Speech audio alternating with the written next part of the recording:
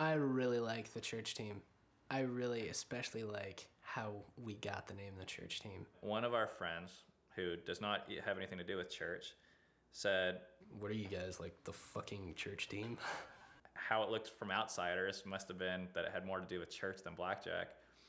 So the label just kind of stuck. The label church team is one of the reasons that actually swayed me to join. I knew that there were good, godly people who cared about Jesus and cared about integrity and cared about me even. That's one of the main reasons that I joined.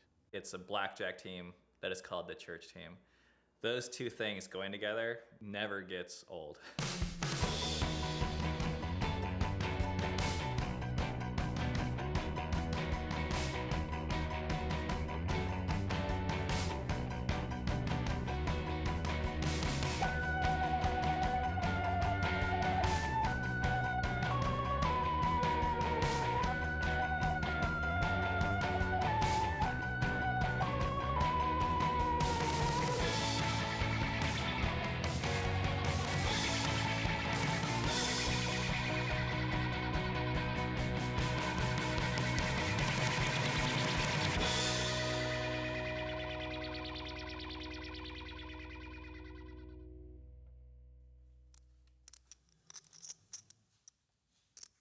The idea of blackjack started with me with just the idea that you could beat the casino, that you could learn a system that consistently worked, where you knew that you had the edge and had the odds against this giant thing that seemed so big and unconquerable.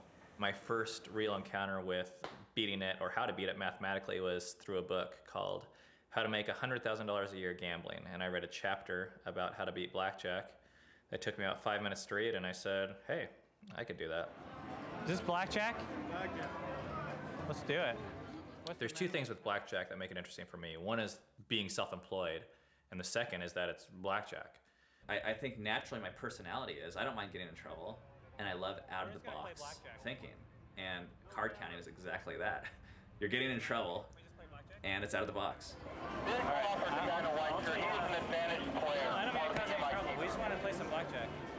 When I first started playing blackjack, I had no dreams or thoughts about it ever going big at all. I thought it would just be me, and I thought it would be a fun summer, possibly. I never, ever imagined blackjack becoming a business or becoming a company or me actually making money off it.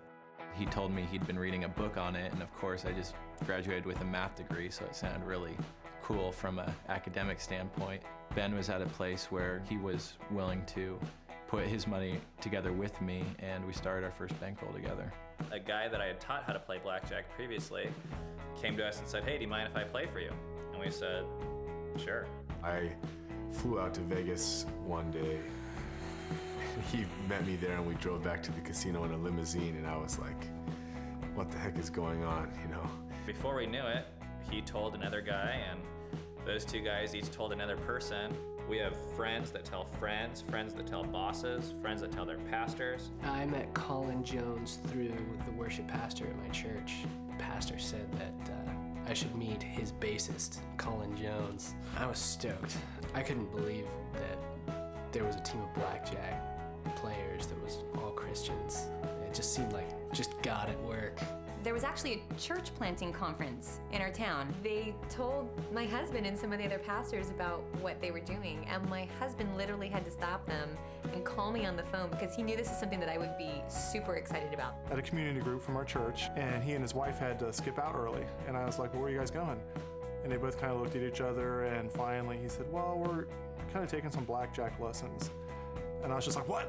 Well, my friend Mike Foster, who I knew through church planting, he had told me that he was a professional blackjack player, which of course my initial reaction was that he was most likely on crack. It's so far in the left field to think that someone would be a professional blackjack player, let alone have a whole team. And the fact that everyone we knew was in ministry of some sort was just awesome. If it hadn't been named church team and it wasn't a bunch of Christians and people serving in their church, helping people and caring about the community, I probably wouldn't have done it. These people that play blackjack for us, before being our employees, they're our friends. We have people on this team that are held together by a much bigger thing than blackjack. Welcome to team meeting. We're gonna eat, we're gonna talk. That's pretty much it. All right, let's pray. God, thank you for the food. Lord, we thank you for the team, our people on it. God, it's a good thing that you give us ways to provide for our families and to just meet these awesome people. So, amen. The church team is amazing in a lot of ways. I love the people on our team. I love working with them. I enjoy hanging out with them. I enjoy living life with them and talking about far deeper things than blackjack. One of the crazy things is how many people on our team actually are pastors and church planners. To be involved in ministry usually takes a large amount of time, and if you have this opportunity to fly to Vegas for 2 or 3 days and make as much as you need to live off of for a month in 3 days, then you can spend the rest of the month shepherding the people that are part of your church.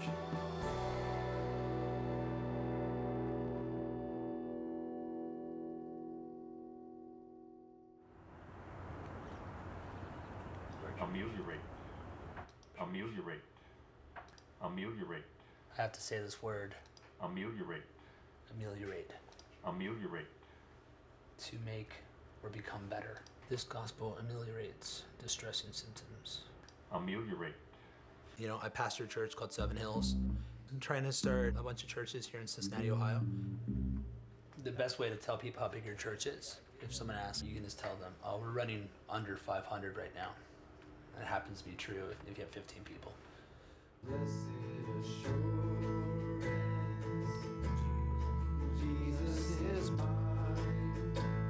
I was in a transition, trying to find a way to have enough time and enough income to start a church. And I was looking for a job that would do that. And I couldn't find anything. And then my friend, he told me about this blackjack thing, and that through his pastor, they were gonna learn how to play blackjack professionally, you know, so blackjack became an option suddenly.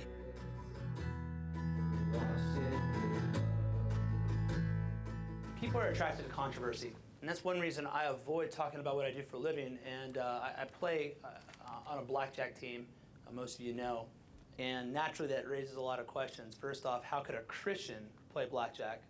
All the more, how could a pastor do that? You shouldn't have secrets about what you do, especially as a pastor, but as a Christian on whole. So it's been hard to talk to people about because it's a long conversation. And so basically you talk to someone for 1 hour and you think they're with you, and then they have a bunch of new ideas that crop up in their head that you already dealt with. So it's irritating to have to keep explaining the same thing over and over again. So my temptation to not talk about it is more for that reason than for someone looking down on me or whatever. And the reason the camera crew is here because they want to do a documentary about our blackjack team. And one thing that makes our team very different is that we're mainly, almost entirely made up of Christians. And our motivation for what we do is that we'd see the kingdom go forth. And the way we try to work is in a way that glorifies God. And what I'm hoping will come of this is that people will see that the gospel absolutely, positively changes everything. And that redemption can creep into the most unexpected places.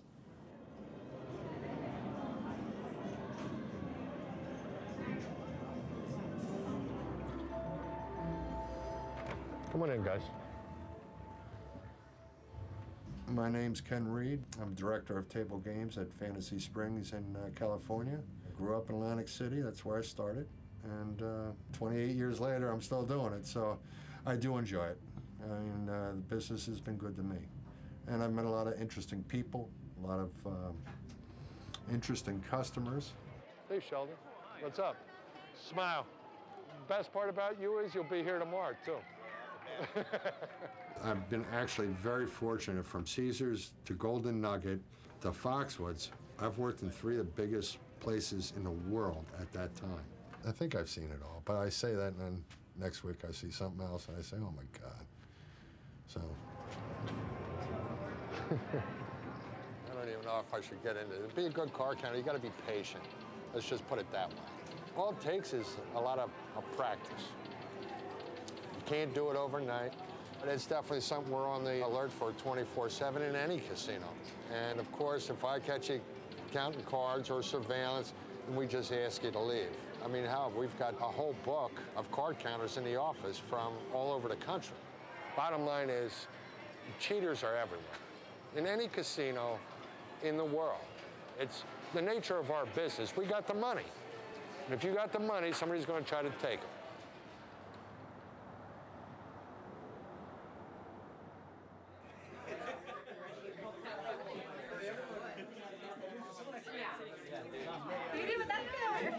Cool, guys. Welcome to the meeting. 2 years ago, from basically this month, we had our first meeting here. And we sat here up front, and there was 9 people, and we were like, holy crap, that's a lot of people. You know, just to let you guys know where we're coming from, I mean, this is like really awesome for us to be able to be a part of this. We got firefighters, nurses, people planning churches, pastoring churches, you know, watching kids, mothers, fathers, whatever, all people that are a part of this team. Who would ever think that that's even like possible? And it's like, I don't know, like I'm working my dream job and it's because of like you guys here. You know, it's been another good quarter. Any guesses on how much we took from casinos in 2007? 900,000, 1.2, a million, something like that. Boom! Oh, you got it. $1.58 million taken out of casinos this year. I'm excited to take more money from casinos next year. So for those of you that hate casinos, we're doing our part.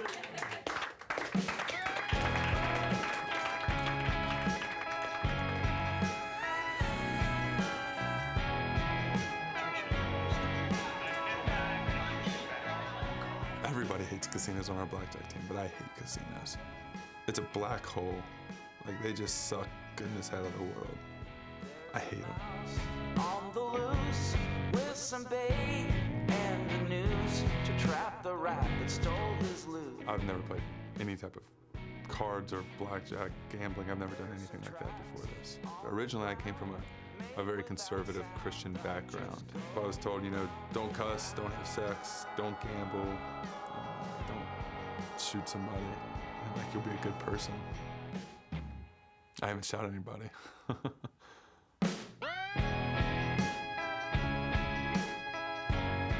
My first day of training is the first time I ever stepped into a casino in my life. I was painting houses at the time and wanted to shoot myself. I was desperate.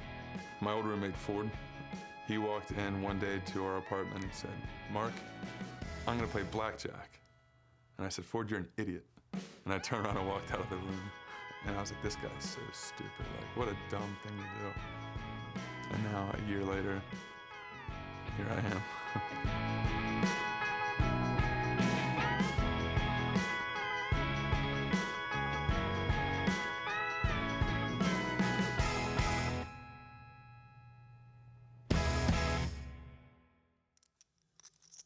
Probably the biggest misconceptions about what we do would be that you have to be a rocket scientist to do it or math whiz.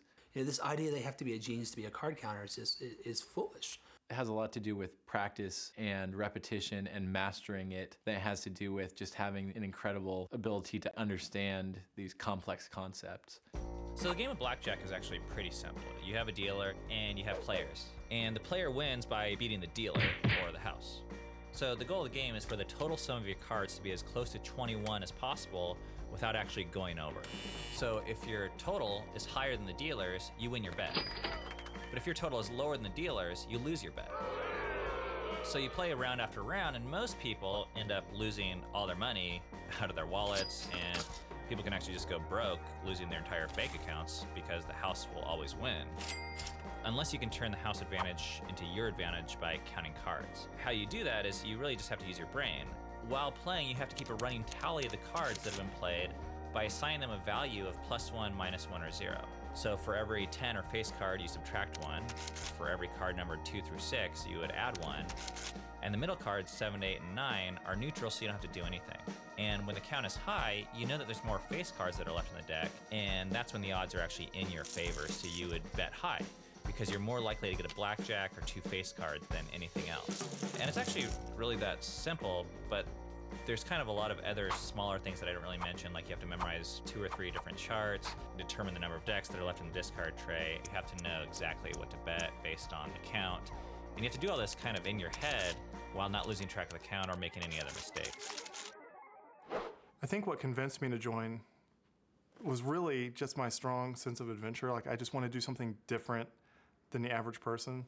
Hopefully, At some stage, like when my boys are all teenagers, they'll look back and think it's cool, maybe listen to Dad a little bit more because he's not just some dry, boring guy, you know? It really fulfills just my urge to get out there and do something different from the norm. I started playing earlier in the year, and I played for about a 4 or 5 month period, and then slowed down dramatically so I could work on an online business. We do a couple other businesses. I actually sell a nutritional product called The Feast. I've picked up a lot of maternity jeans. You know, these have the brand new tag on them, says $68. I got them for $12. I decided to hop on the internet and look up nose filters and see if there was such a thing. And lo and behold, I found these. The problem is if you cut it, you're gonna totally lose them back in your nose, and that's not a good thing. We do a little bit of everything, but I like it like that. And we have flexible schedules. We get to spend a lot of time with each other and with our kids. Okay, come over here. Put some money in there. I am a pastor. That's not to say I have a completely clear conscience about it. There are times when I think, I wonder if I really should be doing this. But I feel like I'm okay with it, and I feel like God's okay with it. And if I ever felt like God wasn't okay with it, I'd stop.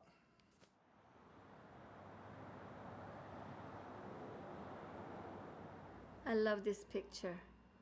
He has a lot of good pictures. This is Ben. He's very persistent. Whatever he does, he never give up. He goes 100%. He goes, it's him here. Oh my goodness. He wanted to go for possible medical field. Nurse first, and then maybe doctor. He mentioned that. And then this blackjack, after that, I've never heard anything anymore. My mom, she doesn't understand it. Well, he kept telling me that it's not, what do you call those things? Gambling. That's what he said.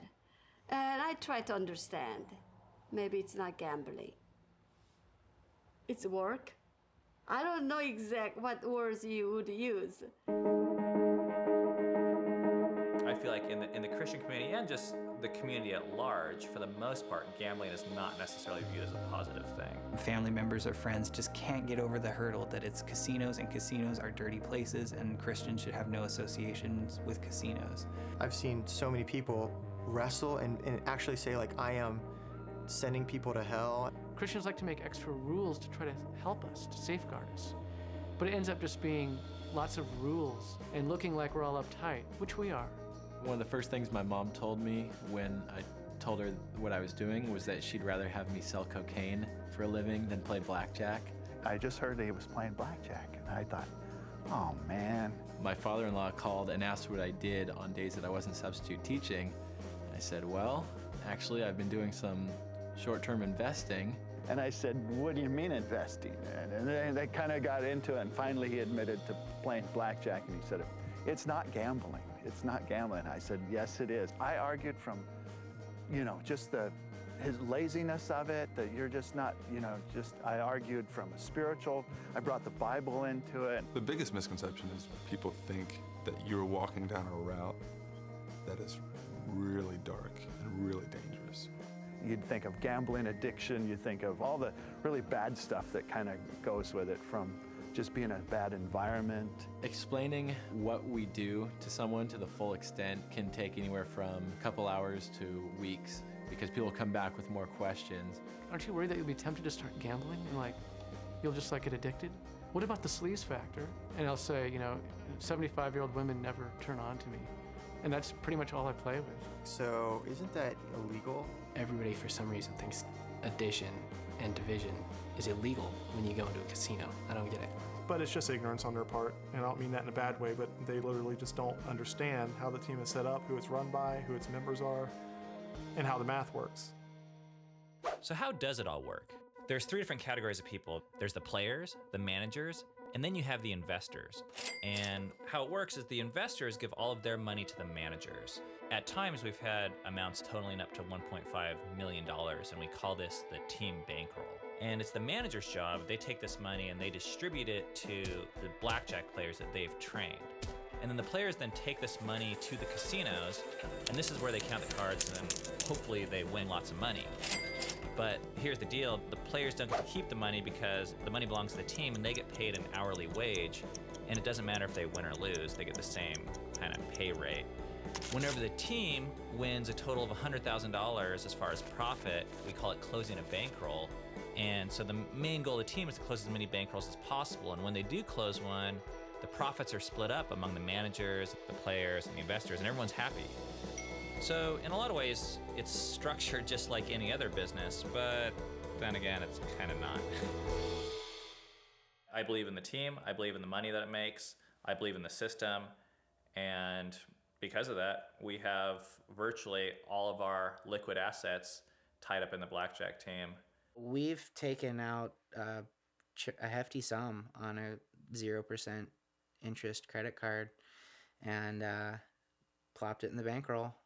We cashed out all of our IRAs and all of our 401k plans from old jobs and consolidated everything. And yeah, full tilt, get every cent in there you can. In the end, I ended up taking out a home equity loan just to put more money into it. I think it's such a sure thing. I mean, once you see the math and understand how everything works, it's just, I think it's dumb to not invest.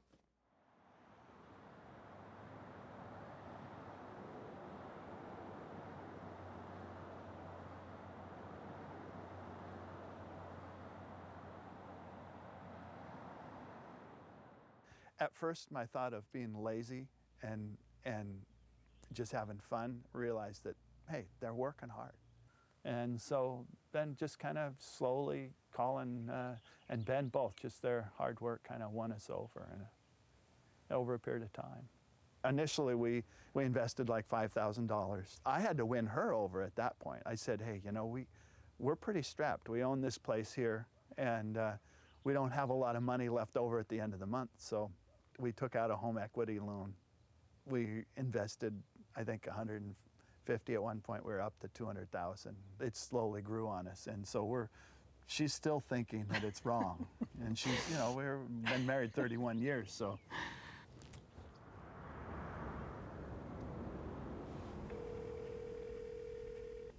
Hello. Hey man, it's me. Hey Ben. What's up?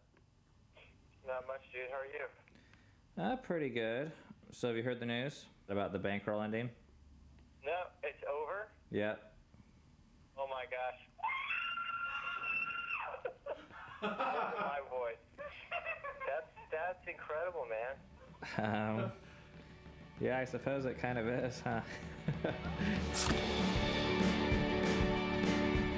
When we close the bankroll, it means that we reach our goal of $100,000. When that happens, investors get paid out, managers get paid out, players get paid out. We celebrate, we go out to dinner. It's the biggest event that we have is when we close a bankroll.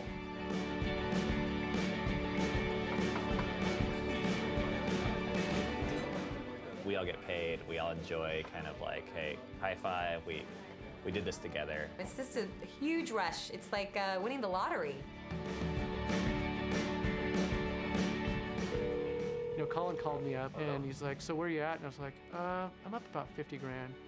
What? You're up 50 grand? I was like, yeah. Oh my gosh, I think we just closed 2 bankrolls in a week. Hey, I was calling with some good news for you. Oh yeah? Yeah, the bankroll closed. Shut up, did it really? It did. It is the most exciting thing when you close bankroll because there's just like this energy and adrenaline when you realize that you made all this extra money. It's gonna be a nice fat check. You're not serious. I am serious. You're serious? Yep. Holy shit, that's good news. Yeah, thanks everybody for coming and for celebrating with us. And go bankroll 12 through 27 in 2008. Right.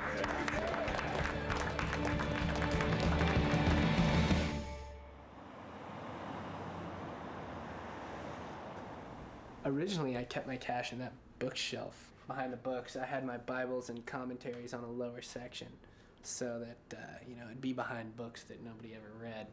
But, yeah, not so secure. I got a safe since then from my church. So, this is my inner sanctum. This is where I keep my money. Shh, don't tell anybody. Here's all my money. I got 40, 60, 50, 60, 70, 80. 80 grand there. Wow. That's 5. And that's 2. That's pretty much just money. Carrying large amounts of cash is just part of what we do. I'll never forget the first time I went to a casino with $800 and I thought the entire world was staring at me. I knew that I had $800 in my pocket. I thought everyone else knew it. You're walking through the parking lot, looking behind your back, and it was a rush. 1 year later, we're carrying $80,000 in our pocket, and you don't even notice. At first, it's like, somebody's gonna mug me. But then I look at like what I'm wearing, and I'm like, my shoes have holes in them, and I'm like, nobody looks at me and says, oh, that guy's got money. Nobody's gonna mug me, you know? It's really weird having money in your freezer or, you know, tucked under your mattress. This is a company completely built on trust. They put thousands, hundreds of thousands, millions of dollars have passed through my hands. I could have stole a lot of money. Maybe I did. I mean, maybe I have. I don't know. Maybe it's invested somewhere. They'll never know, though. Transporting and carrying the money, though, is a very big issue that we deal with on our team. It's difficult to carry, and if you just think of pocket space, it ends up being quite an issue, just getting through airports. You kind of have to sneak the money through. I have these leg strap things, and they just kind of go around your calf, and you can basically get, you know, whatever, something like 40 to 50,000 if you've got baggy pants on strapped in there. There's almost this impression that it's illegal. I've been stopped 3 times at the airport and told, like, what's in your pockets? Empty your pockets. I think the big impression is if you have money, you're a drug dealer. This is from the Pennsylvania State Police when they stop me because they think I deal drugs. I don't. Yeah, I usually carry it in my bag when I leave home, check into the ticket counter, and then I make a stop in the bathroom and then transfer it all into my waistline. Or if it's summertime and I've got cargo shorts on or whatever, I'll load those up and then I just head through security there and pray I don't get stopped. We're dealing with betting hands and winning and losing hundreds of thousands of dollars. You're thinking about the fact that you have sitting in front of you 2 or 3 times the amount that a normal person makes in an entire year. You're putting that on the line kind of at the table. The thought of losing $40,000 in an hour and a half, like, oh my gosh, that's my school teacher's salary. You have to divorce yourself from what it really is, or else you'll go crazy. I love it that there's $111,000 in here and a bunch of sand. It's crazy to say this, but I had lost all of my, I stopped looking at that as money. When I see $100 bills, sometimes I forget that I could actually buy something with them. I just look at a $100 bill and I think oh, that's one of those blackjack things, you know? It's really weird, but it's like Monopoly money. I used to think about money differently. Money was a big deal at one time, and now money is just money.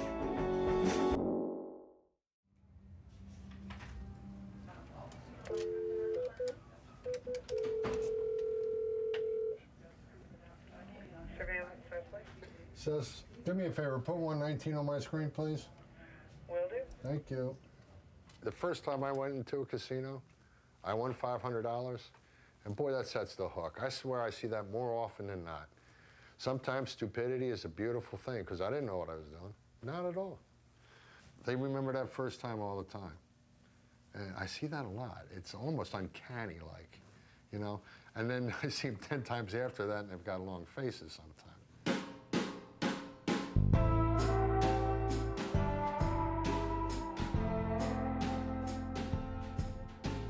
I think all casinos are wrong in the fact that they mislead people and they give people the hope that they're going to be able to win, and obviously that's not the case. The casino knows that they have the statistical advantage, which basically sounds to me like they're taking advantage of the disadvantaged. And what I love about blackjack is we get to turn that on its head and say, statistically, if I play long enough, I'm going to win. I'm going to actually take from this casino's profits, and I get a strange amount of pride out of being able to do that. It doesn't seem like one of the most noble things a person could do in the world, but at least we can liberate the money from the clutches of those who would use it for ill purposes. I mean, that's a start. I think what makes me angry about casinos is that they're hypocrites. They give the impression through all of their advertising that it's a place for fun and for winning, but then you go inside and anyone that has a chance of winning they'll remove from their property. I don't want your action. So you're saying I can't play blackjack, just regular? Correct. How it is? Correct. Okay, So you so everyone can- else can. Yep. You get kicked out, you know, and it's their job to kick you out, and they don't think twice about if there's anything bankrupt about that. That doesn't seem like a reasonable thing for me to try to play as best as I can. Nope. You know, they have all these signs like, come and win, play blackjack, win big, get rich instantly. So I'll show up and I'll start getting rich instantly, and they're like, you're not welcome here anymore. If you come back, we'll arrest you. And it's like, why? I'm just getting rich instantly. You advertised get rich instantly. Why are you like kicking me out of here? Get back that Did you get the money back? Yeah. Keep working at it. I'm Greg Means. I'm the casino manager for PJ Pockets Casino.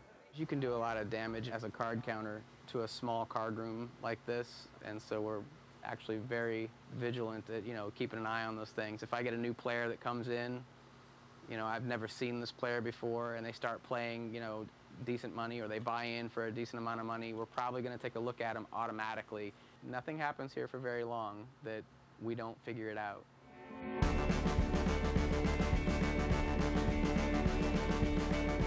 Whenever I go into a casino, there's the anticipation. I know I'm doing something that's frowned upon, and they're gonna find out. You know, I just see the black domes on the ceiling, and it's like, yeah, somebody can see me. If they're not looking, they should be. We're doing an assessment on a gentleman back on 2-run 3. This could be interesting. Really? Yeah.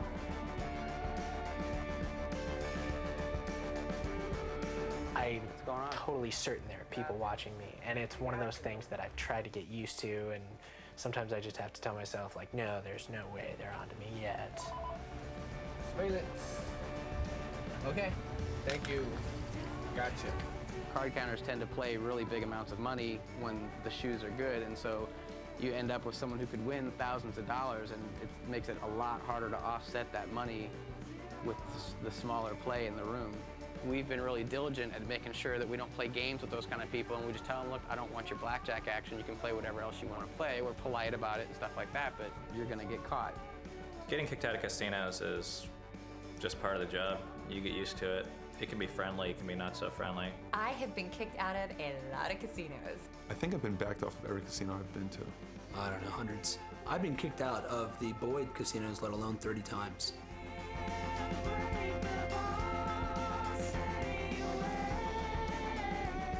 The first time I got backed off, it was really easy.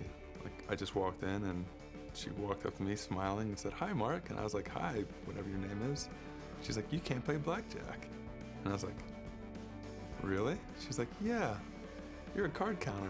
And I was like, "Yes, I am." Okay, see you later. I approach casinos with the thought in mind, like I'm here to get kicked out.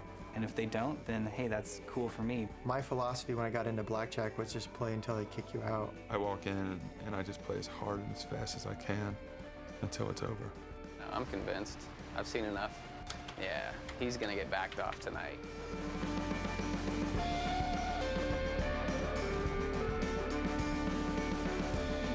Typically, getting thrown out of a casino is not like you see in the movies, unless you end up getting arrested and thrown in jail. But that's only happened to me once. Back-offs are usually a lot more mild than most people would think going into this whole thing. Been watching your play a little bit. Yeah?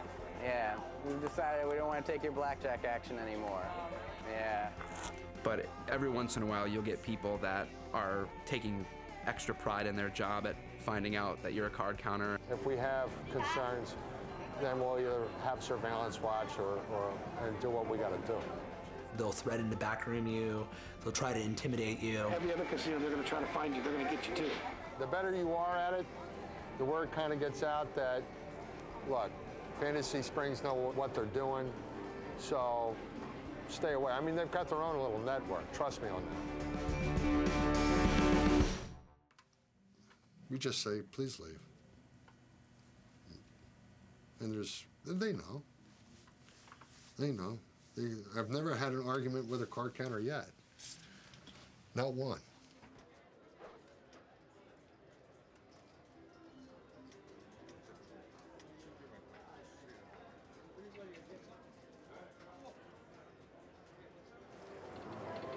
I've never seen anybody go in the back room yet, and I'm sure I never will.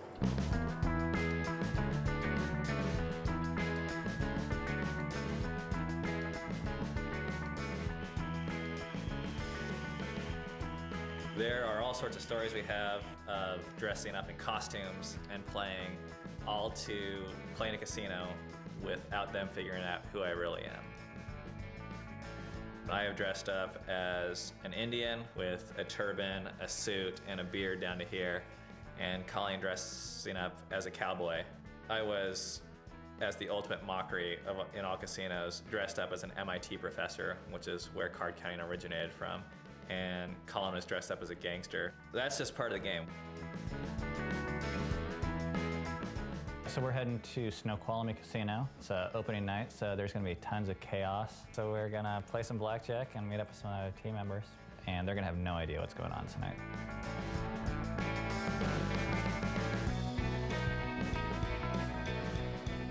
I think I realized the difference between Ben and I is when I dress up for a casino, my goal is to blend in, and when Ben dresses up for a casino, his goal is to stick out. There's gonna be lots of people dressed like this tonight there, I guarantee it. Great.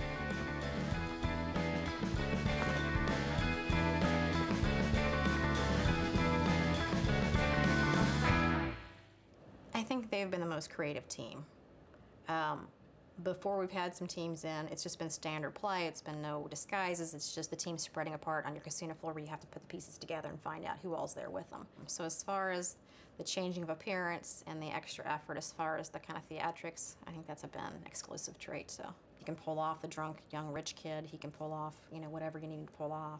And I think he can go undetected for a little bit of time at most places. I know they travel, so I don't know if they hit every casino or not, but once you hit a place, each time you hit again, you're more and more quickly identified because they're used to you. And even though you're changing appearance, there's still things about you. And if you look like the guy we think you are, we'll start checking for tattoos, we'll start watching the play, and we're all over it, so.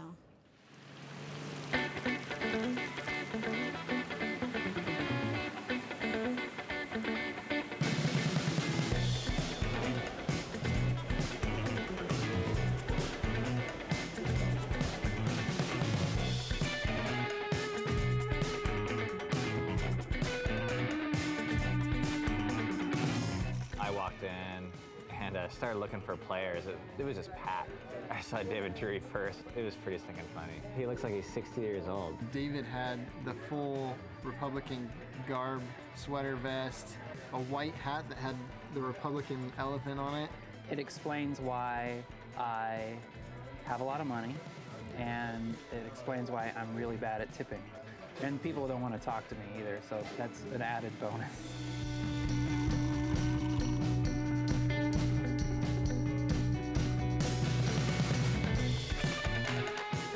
Was okay. I think he pulled it off because, one of the things with the costumes is you want people to either A, just not recognize you, or B, kind of write you off. They don't even think of you as a card counter because they see you as a janitor or something, whatever I am.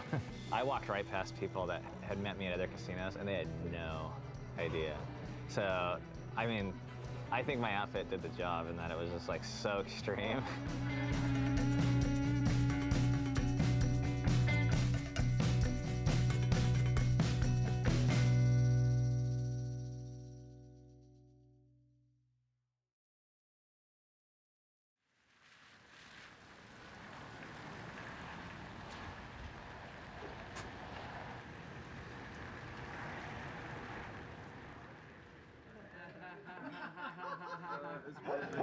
No, yeah, good disguise. You get the grime on the hands and stuff.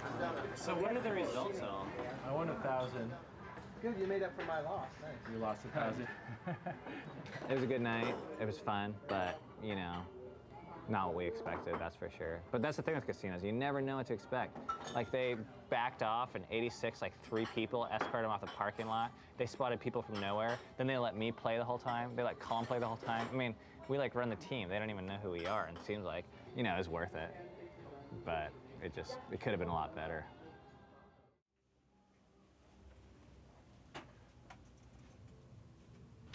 Most of the card counters, they all think they can beat the casino.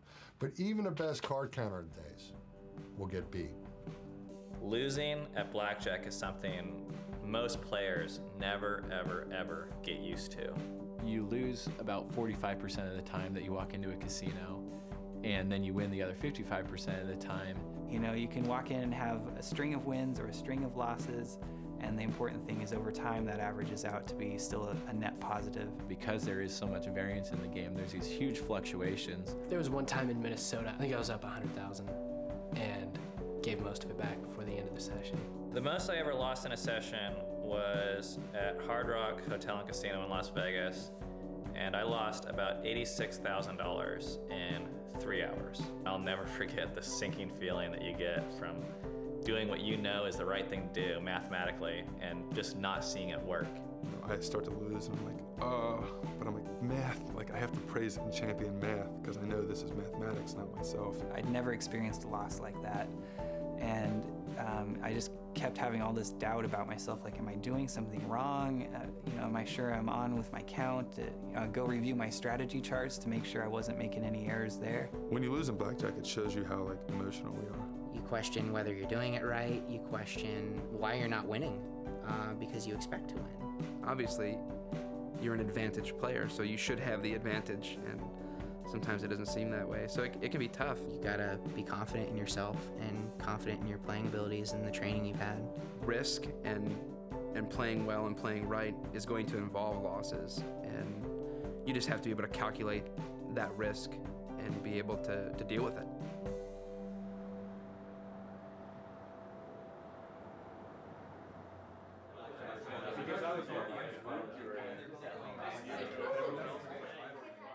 There is genuinely something like not up to par about the team. That doesn't mean it's not a winning team, and that doesn't mean that we think people are stealing. It just means it's not up to par. You know, maybe things got lax, we grew too fast, whatever. I don't know. As we started to realize this, we realized, okay, there are people on this team who we cannot incentivize because they are not on this team for the purpose of this team. Hence, there is a question that comes down to incentive of, are you doing what's best for the team? That's really the question. And I think everyone can say that they're not 100%. So our goal is to make it a higher percentage in the future. We want someone to want the team to win, not to do something that just incentivizes himself. So unfortunately, there's people that are on the team in this circle now, and we're kind of making the circle smaller, and hopefully everyone can shuffle in. That we want to see everyone be able to make that transition. That is like the best case scenario.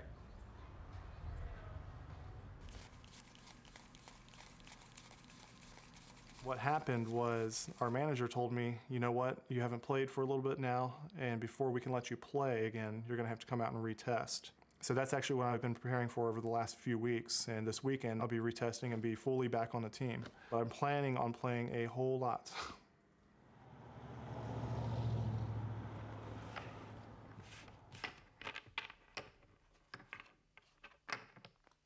Running count. 18, 19. It was 22 when the round started. And it went to 21, 20, and it went back to 21. Jeez. I never did feel really super comfortable, you know, through the process. I always felt like, oh, is there something I'm falling short on, or is there something I don't have, you know, as well as I should? But I don't know. Sometimes I guess I question, if I'm this anxious about it, I wonder how other team members are. They're either way smarter than I am, you know, and therefore more calm about it, or they're just not letting on that they're making mistakes.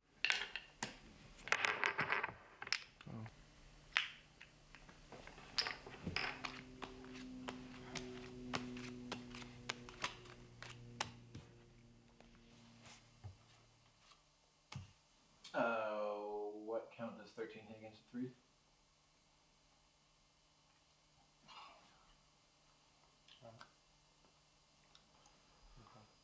So, what's our running count? 10. 9, 10, 11. Yeah, should be 11. It's frustrating because I've said the same thing to him probably 6 times in the last 3 or 4 days, and it doesn't seem like there's any progress. It's like the same mistakes.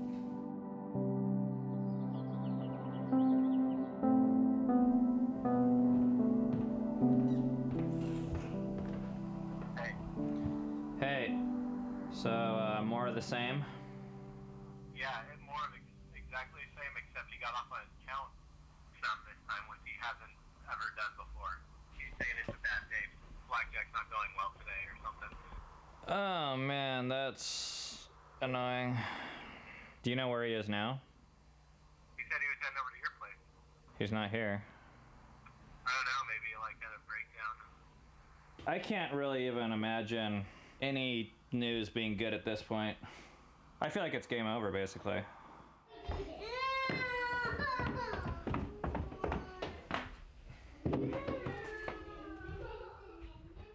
What'd you think? I don't know. It's weird. Yesterday, I was more aggravated than I am today. I think it's because yesterday, I already told Colin, I was like, I talked to God about this, and I'm like, all right, maybe you have something else planned for me. I said, but I know my stuff. I know the numbers. I know the charts. I know the correct decisions. I know how, to figure everything. But I keep having basic mess-ups, and I mean, they are. Man, it's so confusing to me. I don't know what to make of it as far as, it's like, I know you've put work into it, and that's what's hard from our end, it's like, we'd love nothing more to be able to pass you, but. And for some reason, there's some basic something that's just missing every time I sit down with you guys, which apparently means probably every time I'm in a casino, I'm missing stuff. I don't know what to tell you as far as improvement. I don't know what it would take for you to test out at this point. I think the best thing for us to do is, like, on the record, put you on inactive. Mm-hmm. Off the record, you're basically, like, done being a player. My instinct right now is I can't see it swinging back, How do you feel like it's going to be with, the wife and stuff? We've been married 12 and a half years, and we just know if something this isn't the first anything we've been through, so it might just very simply be something I'm not supposed to do. It's not my thing. Yeah, kind of a strange week and a strange way to end it, but I guess that's that, That's it.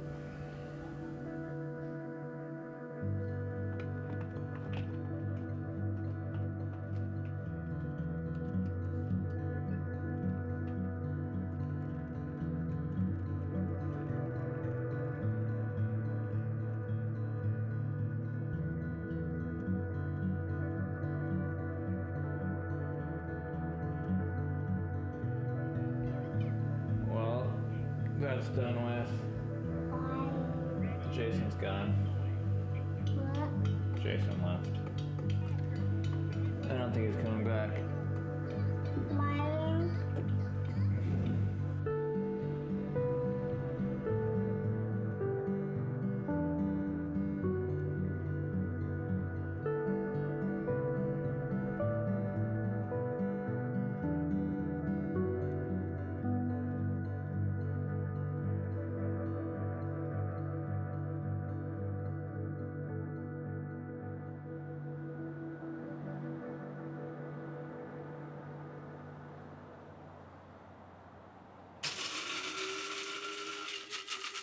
I wish I could just say, oh, well, we've been having bad luck.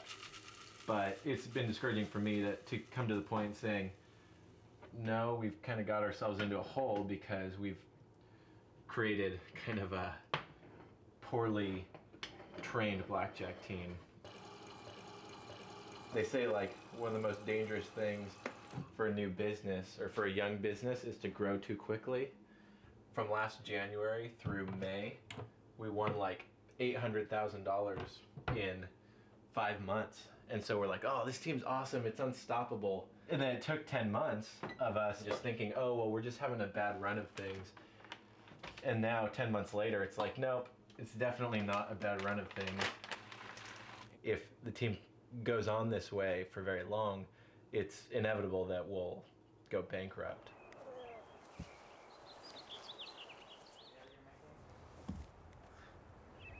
Well, the team's status has just been pretty poor. We've underperformed immensely. I didn't think we were going to make it through this bankroll. I thought we were going to shut the door. And for my own personal investment, I wanted us to shut the door, you know?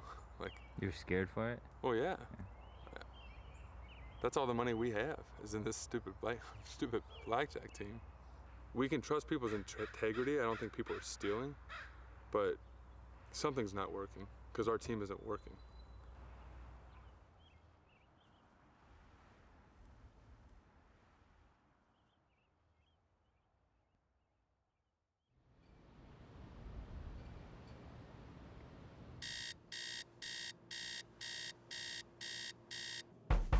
Plan is Belterra, Grand Vic, up to Chicago. I'm very eager to try to perfect this thing as quickly as possible. Ideally, I would like to get a minimum of 10 hours in. That's gonna be pretty tough. Chicago's not a very card counter friendly city. My mentality is when I go into a casino, I'm gonna burn it down. I always have a goal, like for an hour, I wanna make $10,000.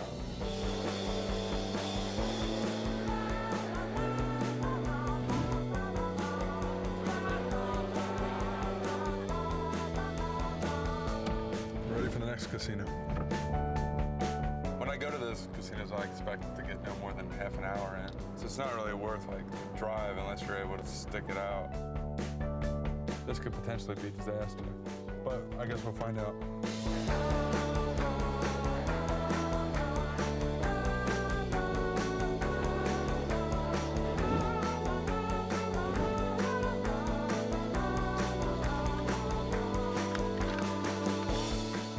We need some hours in here, pretty bad. So I'm getting a player's card made up for me with somebody else's name on it. I've never done that before. This is kind of experimenting. I've had an incredible winning streak. We just need like another 380,000 and we'll close the bankroll. If I could play till 3 in the morning, that would be awesome. If I could play till 4 in the morning, even cooler.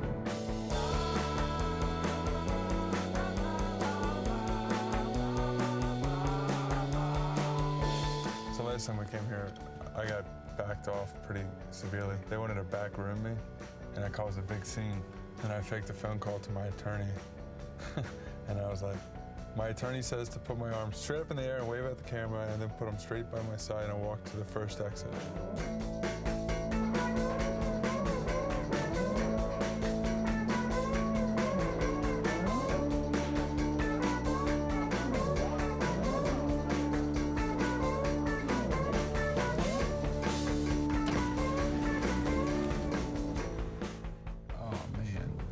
My last place to go.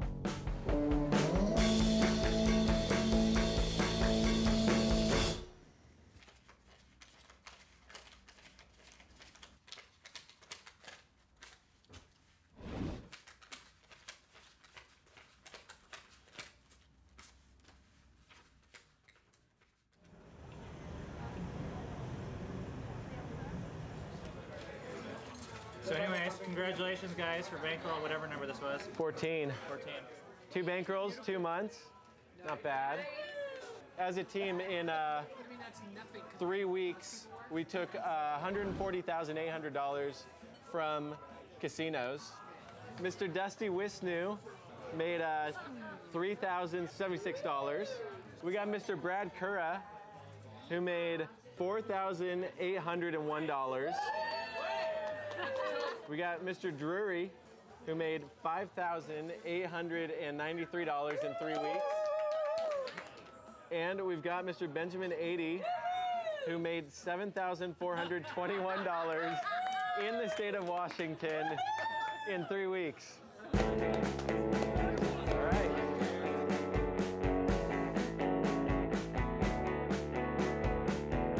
I think after 6 months of losing, positive variances kind of kick back in. You know, now that there's some serious player incentive, like every time we come to one of these bankroll dinners, we don't just get a free meal, I just got a check for $2 grand. So it like doubled my pay effectively. It's pretty sweet. So $4,800 in 3 weeks, and I think I worked 20 some hours. Maybe 30 hours. Not even that much. It's pretty weird. Whenever you're closing bankrolls, it's hard to remember that there was a time when you weren't closing bankrolls. Man, when the bankroll closes fast and like it goes over, it's nothing but like, you know, ching, ching, ching. We have like money flowing out of our ears in those times. And then of course, when you're not closing bankrolls, it's like totally lame. I'm convinced we're going to close more bankrolls. It makes me feel better about the whole idea of the team. I definitely feel like there's a huge kind of mental shift that has happened. There's a lot more incentive to play efficiently and win. It's just so good. There's a potential of a greater chance of something going wrong because of it. It's like, it's too good.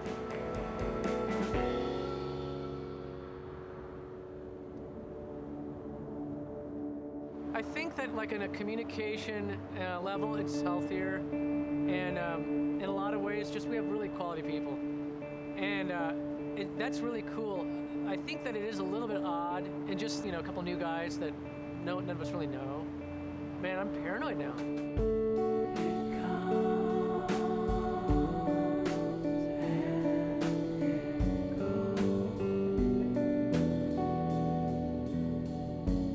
I really feel uncomfortable having an unbeliever on the team. It's nothing against him at all. I really like the guy a lot.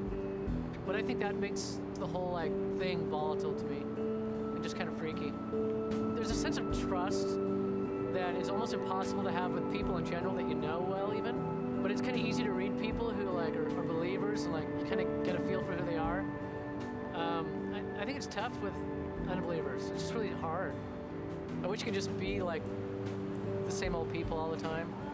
Just don't know if it's the smartest move for this is a good idea, let's do this,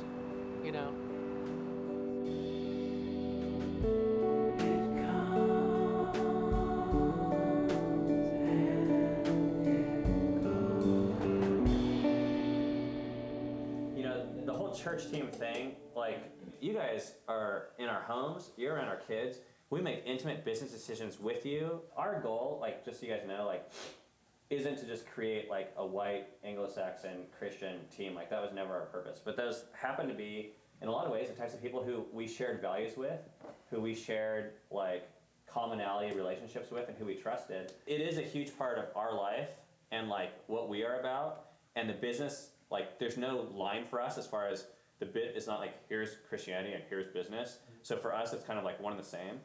So for that matter, we found that the best partners for us have been people that share a lot of our values. So that was, a lot of people that we decided to travel along this blackjack road with. The primary thing that holds our team together is relationships, not blackjack. The people that play for us because we know about them and we're friends with them and we care about them and they care about us. They've prayed over me, I pray over them and their families and the things that are going on in their ministries. That's life, that's relationships to us, is really just seeing the ministries that these people are doing and feeling like I have some part in it. I know that as a Christian, people in the faith are considered family, and I really take that seriously. They challenge me in my faith, and they challenge me in living life well and not playing by the rules that somebody else set up. We do have that kind of commonality with the other Christians on the team, is we realize we have souls, and ultimately we work and we do what we do because of the state of our soul, not to build an empire and not to just buy more stuff. Blackjack makes people reassess what Christianity is, and in a good way. My wife and I always say that we want to live in the gray, because in the gray you've got to question who you are and what you're doing. I hate the thought of being to a point where I just get slapped on this label of, oh, yeah, that's a Christian. That's a good guy. He reads his Bible and whatever, goes to soup kitchens. It's much deeper than that. It's about who you really are inside. I've learned a lot from different people on the team, different perspectives that they have on things, and I think that makes us what we are. I don't think that we would be able to do this without who we have.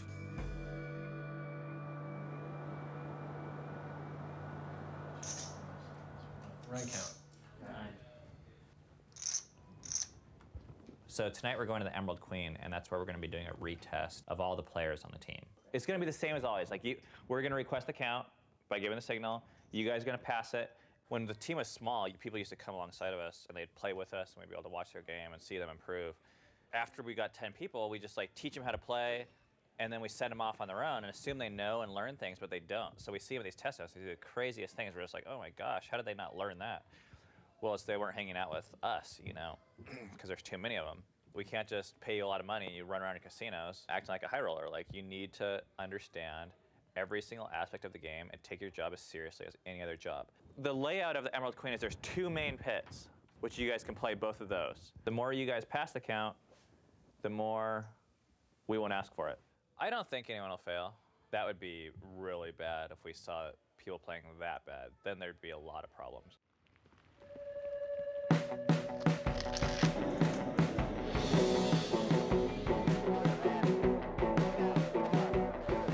Now people realize, hey, first things first, if this business is gonna work, people need to play perfect blackjack, period.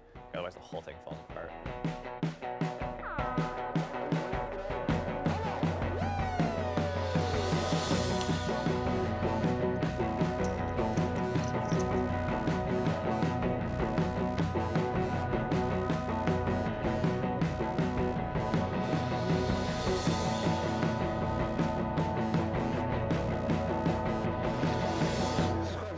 Push him back right now.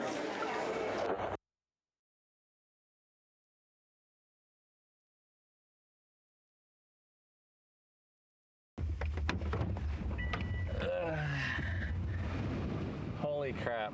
It's so weird how bad they played. They must have been just freaking out or something. I mean, what the heck? Oh man, this is gonna be fun.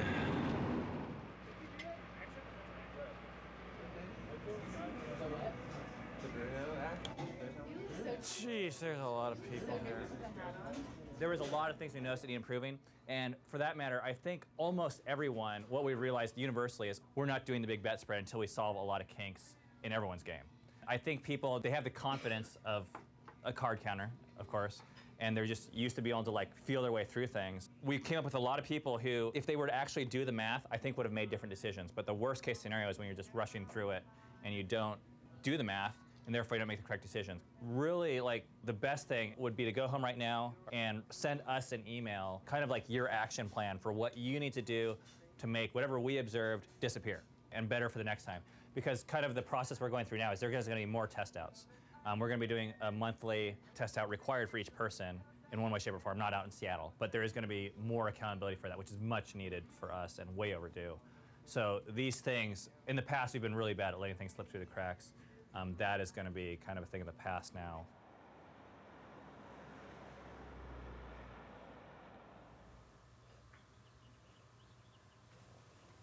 There's good news and bad news about it. Bad news is our team is so, for the last year, has been so bad that we're performing beyond what you could expect from a blackjack team. The good news is, if we fix it, we should never have to worry about a year as bad as this last year.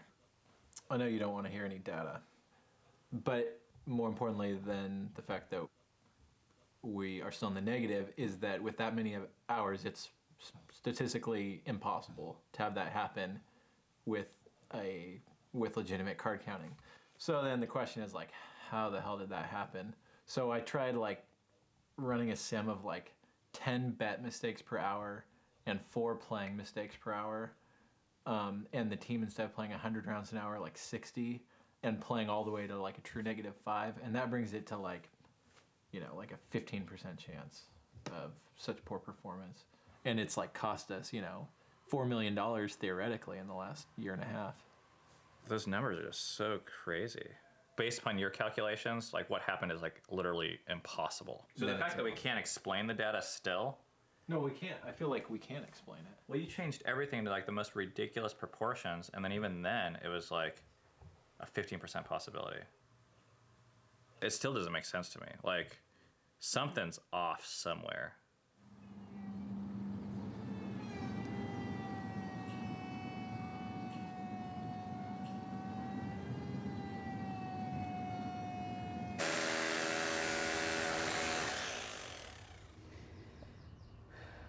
We're allowed to talk about anything we want, right? I just know that like we were down. You've probably already talked to Ben and Colin about how far down we were. But the last I heard, we were down 450,000. And for the first time, I was really glad that my investment wasn't in the bankroll. Holy cow. It just seems a little crazy to to be down $450,000 in a money-making venture where you play games.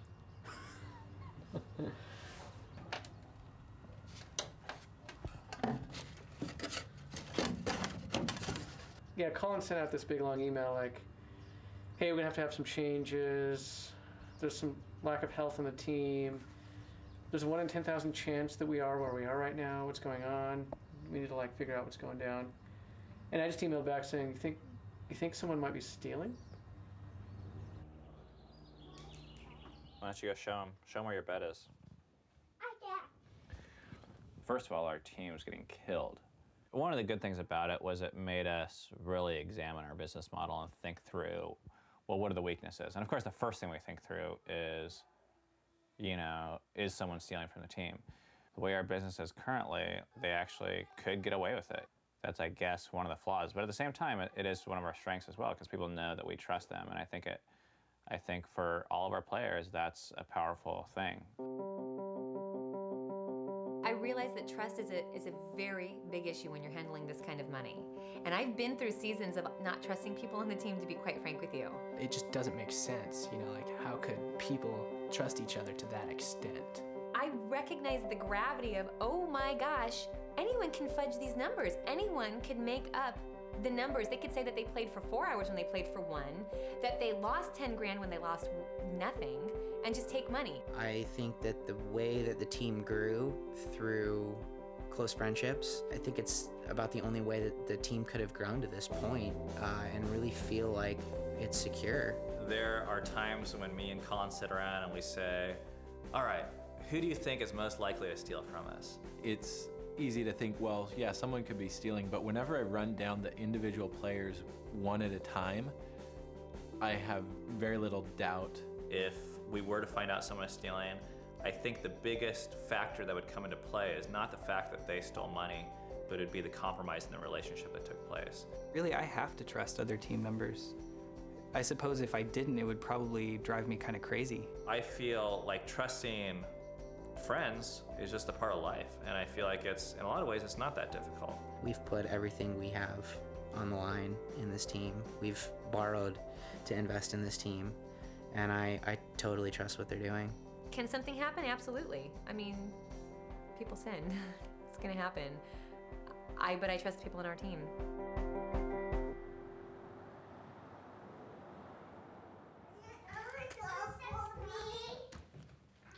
You want a strawberry? Okay, listen. You guys can have 1 strawberry each. So pretty much what happens is Brad Kerr calls me up and he's like hemming and hawing. He's like, well, there's this thing I feel like I should tell you, but I feel pretty stupid saying it. I'm like, dude, just say it. After he said it, I wish he wouldn't have said it.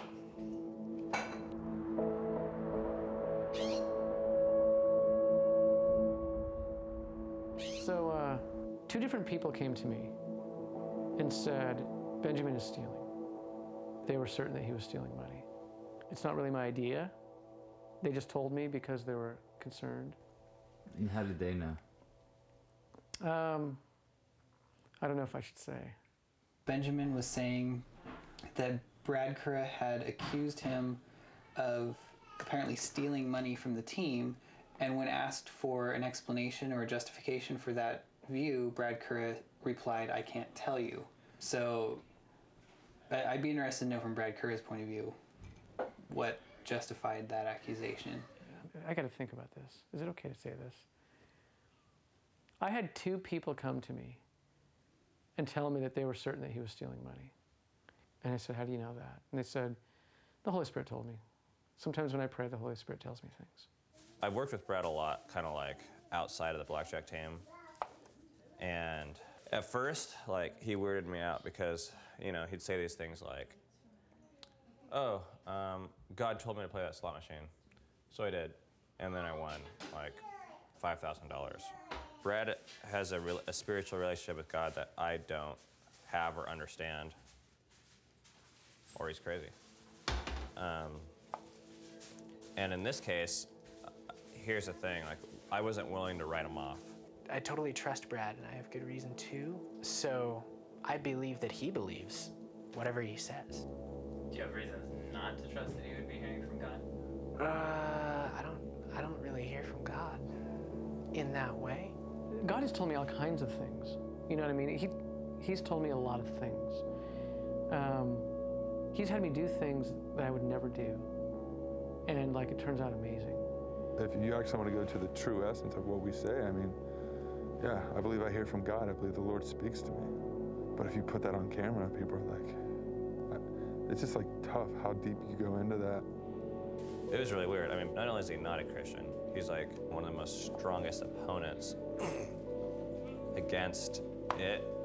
It was funny because how do you tell somebody who doesn't believe in God that God told you that they're stealing? It makes it more difficult that he's not a Christian because it makes it sound like we're singling him out because he's not a Christian. So do you think he was stealing? If I had to like make a bet, I would say yeah, probably. So yeah, I would say that he was.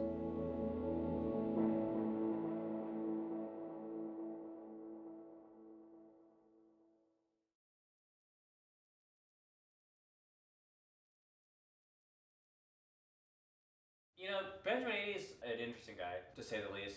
Obviously, his kind of like spiritual, mental, political, just a lot of his stances, and this is what I told him, are very unique. In a team atmosphere where like a lot of unity and trust and other things are like high values, it can, and I think it did, really like compromise it.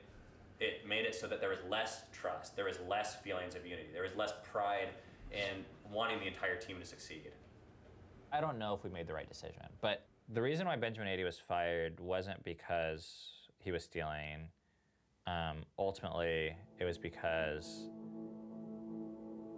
he didn't fit the profile of our team. I don't even know if that's the right way of saying it. Any time that I've had to explain to somebody how our team works, like when I've been arrested, basically law enforcement, the first thing they ask is, how does your employer know you're not stealing from him blind? How do they know you report your wins and losses accurately?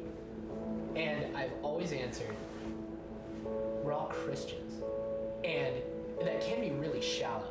But at the same time, people always go, oh, that makes sense. The problem is what happened with Brad Kura and Benjamin Ady, it's not measurable. We can't tell, we can't prove it. If we could prove it, then we would say what took place is true, but we can't. You know, we all want to be nice and love each other, but the truth hurts sometimes. That's just the way it is. And so to some people, Brad Kerr is like he's a lunatic. He's a psycho Christian fundamentalist who thinks he hears from God. And he might be that. At the same time, Brad might. It might be legit. And even logically in my mind, let alone theologically, it makes sense that Brad could hear from God and God could say, hey, this thing, which is a value, the church team, our team, it's being compromised by a person. Here's who and here's how. That's in short what took place.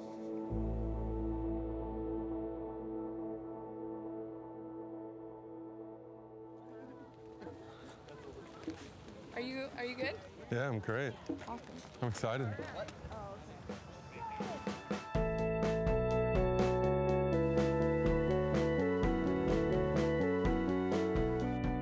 Today we're going to baptize Lisa.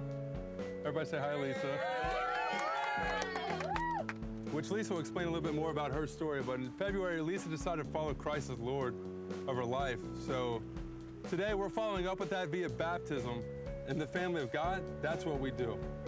Is that cool?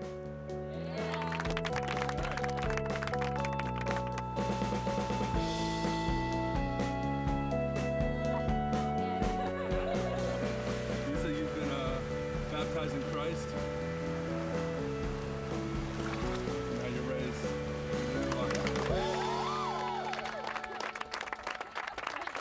Sweet. Done and done.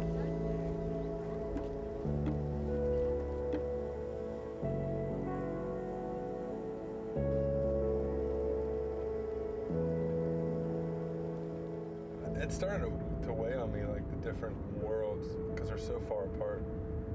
You know what I mean? Like, my life is spent with people I love and people I think who care about something that I believe is greater than ourselves, and then I go to a casino where it's like Complete opposite. just sucks.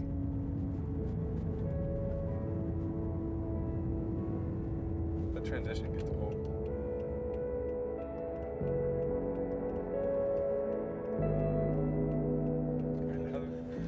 Going to baptize someone and then go gamble.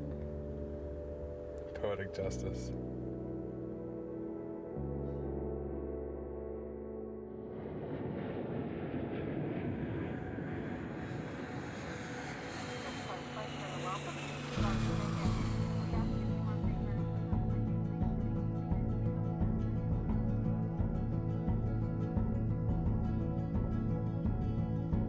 The biggest issue I've ran into in the last year regarding the nature of what blackjack is as a Christian, I think that whatever we put our hands to do should bring out more value in the community. It should be left better than when I found it. And my problem with blackjack is it in itself doesn't actually do anything.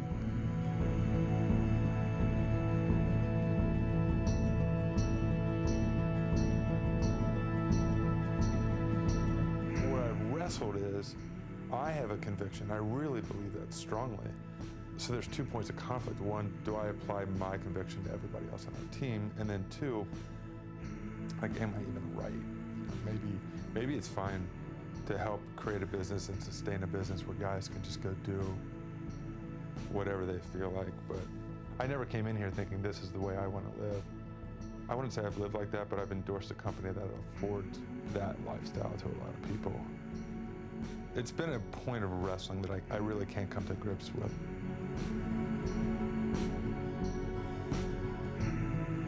I don't really like Las Vegas very much. It's too self-aware. Not quite Kentucky.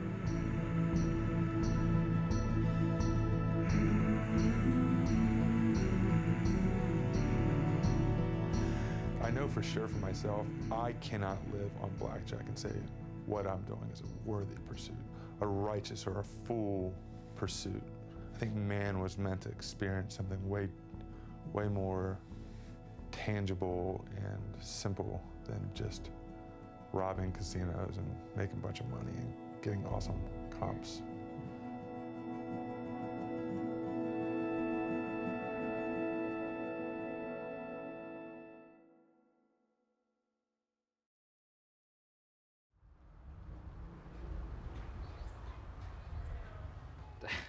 I thought I was going to be brushing off cobwebs figuratively, but there's cobwebs there.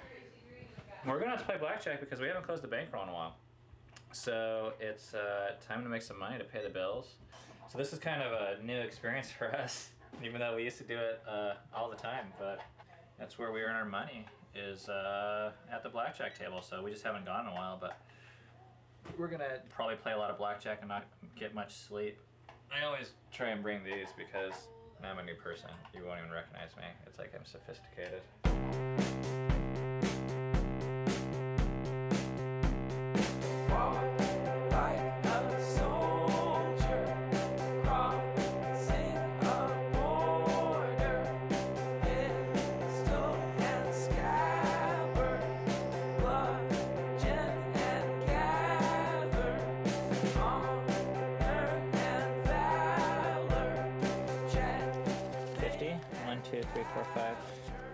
I'm taking 40, you're taking 50. All right, there it is, $50,000.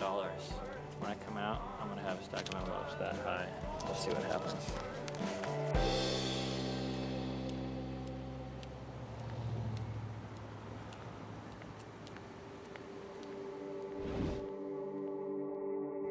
I lost $11,200 and got backed off in just about an hour. So on to the next place.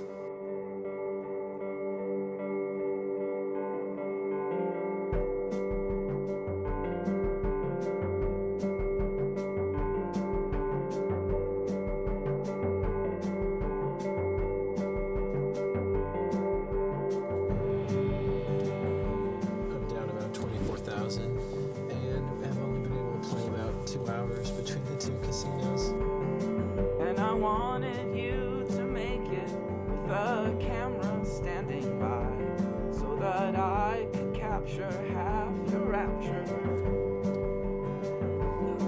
And I saved up all my money for a trophy 6 feet high, with a grand engraving and silver plating,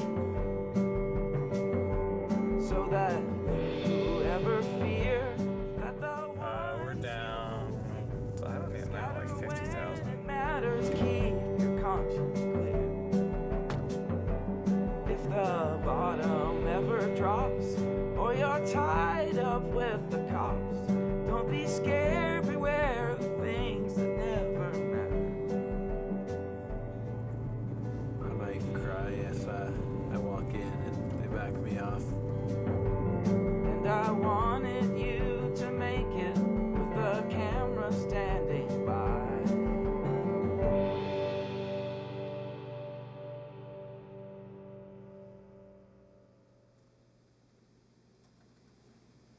I'm not that surprised by tonight.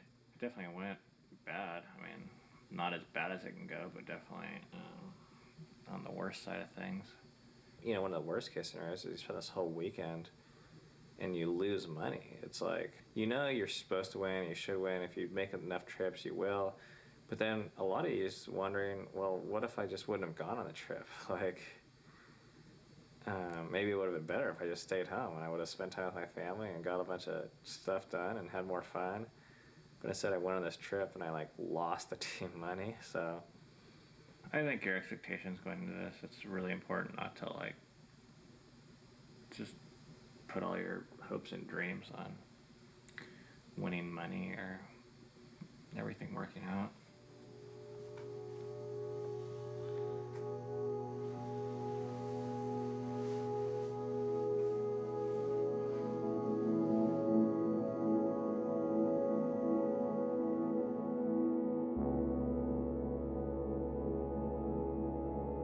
There is definitely not a conflict between my faith and my occupation.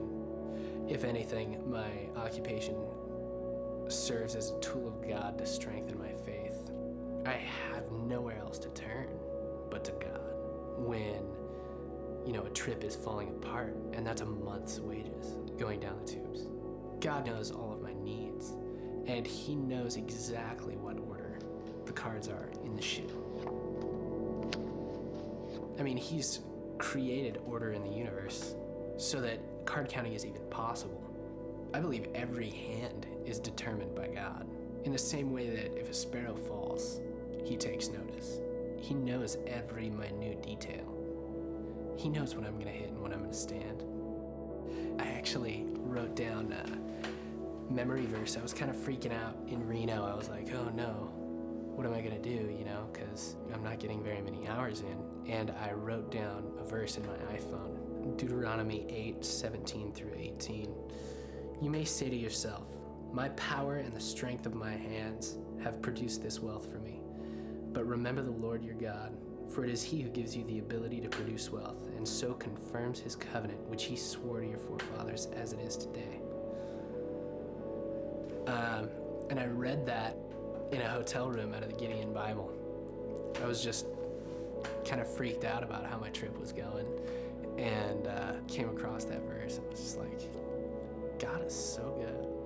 He's provided this for me, and it's strengthened me. There's definitely no conflict in my mind or my heart or my conscience. I know for a fact that this is what I'm supposed to be doing right now. This is like my calling.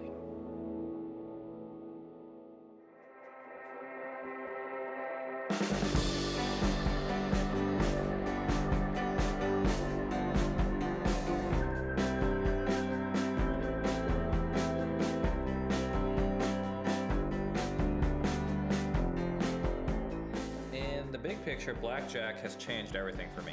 When I first got into blackjack, I never thought it would last very long, and I was like, well, this will probably be the last year. And I've said that now for a long time. I was just like, this is the last year for me. This is the last year, this is the last year. And right now, I feel like this is the last year. Got to experience a little bit of what blackjack player have been dealing with the last few years. It's kind of crazy out there. I don't know, I guess it's just one of those things. Maybe we're getting old. Well, as far as professional blackjack players, I guess we probably are old.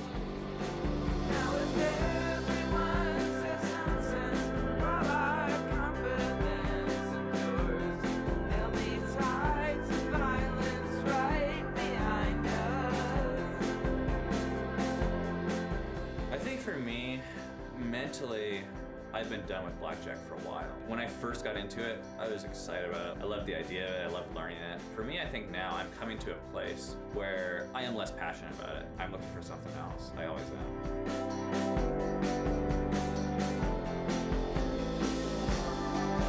It was an identity, you know? As much as we don't want it to be, it's cool to be a blackjack player, and you talk to people and people drop everything at a party to talk to you. I think the network that we've established with blackjack, I think will probably come and go for all of us. The most valuable thing for me is I hope the people that have come in leave better when they go out. I just want to, thank you guys for the ride, and I don't know if I'll have a better story, in this life. That time period is incredible. I look back and I tell people, some people go to business school. I ran a blackjack team.